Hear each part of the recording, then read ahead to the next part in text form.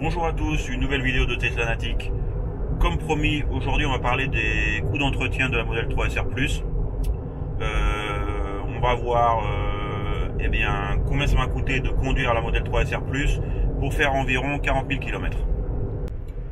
Alors la grosse différence entre une voiture électrique comme la Model 3, c'est en fait que, donc effectivement, on n'a pas de moteur thermique, on n'a pas non plus de boîte à vitesse, et on a aussi l'avantage que le moteur électrique joue le rôle de frein, d'accord, ce qu'on appelle le freinage régénératif. Donc en fait, ces points ont une grosse influence sur le coût d'entretien de la voiture et sur l'usure de certains éléments comme les plaquettes de frein et les disques. Aussi, vous dire que la Model 3 ne possède pas de carnet d'entretien proprement dit, donc c'est vraiment un autre monde par rapport à une voiture thermique, quelle que soit la marque. Il n'y a pas un planning en fait de révision, et donc en fait c'est vrai qu'il y a certains éléments, certains fluides à changer, mais avec des intervalles qui sont quand même très espacés. Dans mon cas, j'ai eu 2 coups d'entretien pendant ces 18 mois, et c'est environ 40 000 km parcourus. Ça a été donc le premier, ce qu'on appelle la rotation des pneumatiques.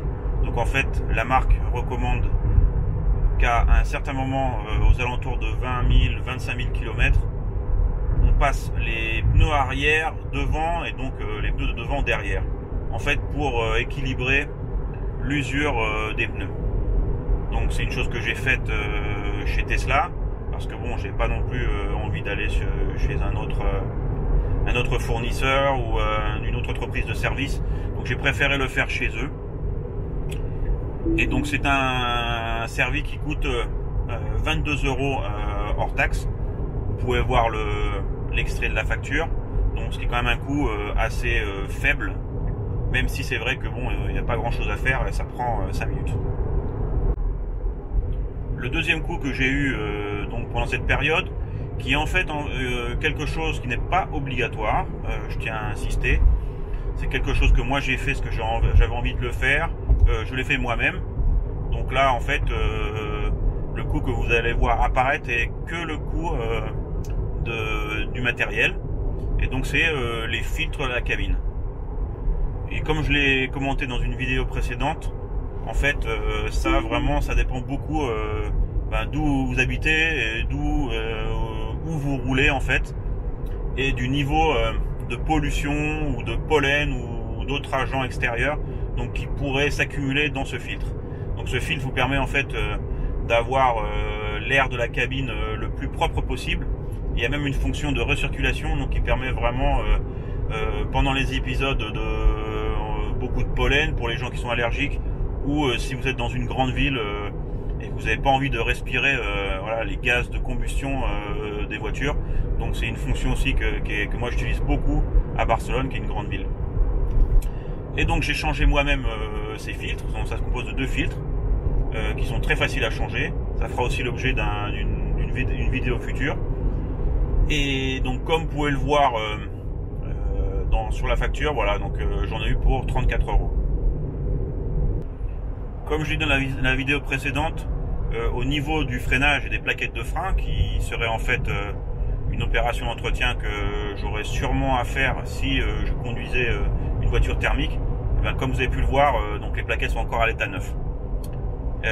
Vous dire aussi que d'après mes estimations, je pense que le système de freinage régénératif récupère environ 80-85% des besoins de freinage de la voiture.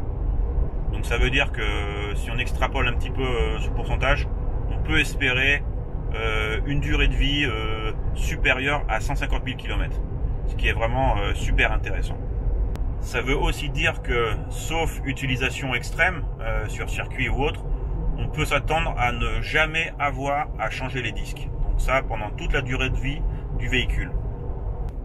Donc comme vous l'avez compris, le coût d'entretien de la Model 3 SR+, mais aussi des autres Model 3, est vraiment quelque chose de très intéressant et très limité.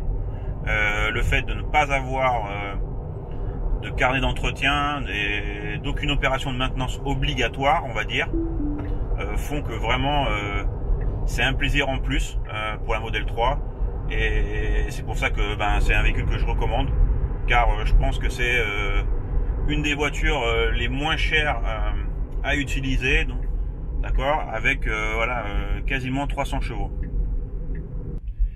Donc en résumé, mis à part le changement de pneus qui serait pratiquement la même chose que sur une autre voiture, une voiture thermique, la révision peut-être biannuelle du liquide de frein, c'est vraiment les seules choses que vous allez avoir à faire sur la Model 3.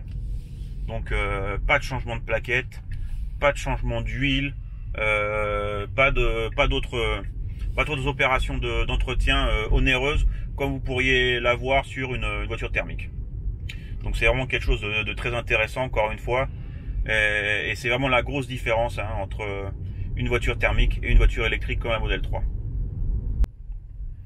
Donc voilà, c'est tout pour aujourd'hui. J'espère que vous avez apprécié la vidéo.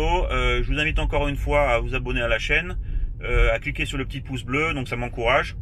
Et donc voilà, je vais continuer ce test longue durée sur la Model 3 SR+, donc une voiture qui est vraiment très économique au niveau de l'entretien. Allez, ciao, bye bye.